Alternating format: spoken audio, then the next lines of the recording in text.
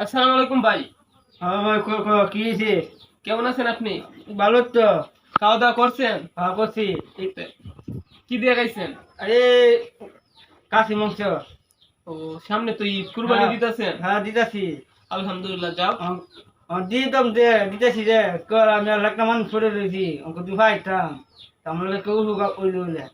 আপনার জন্য তো আমরা অনলাইনে মেয়ে দেখতাছি, সমস্যা নাই, পাইবাম দুদিন আর কি পেয়ে যাবো। আর আমি যারা আছি, আমি এটা কে খাইবো?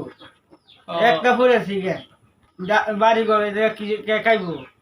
মানে টাকা পয়সা, বাড়ি ঘর, হ্যাঁ, গুরু বারু এগুলা বেটা একলা দেখাশোনা করতে পারতেছেন, এগুলা কেডা কাইবো? সেই কারণে কিন্তু বিয়ে শাদী করাটা বেটার ইমার্জেন্সি দরকার।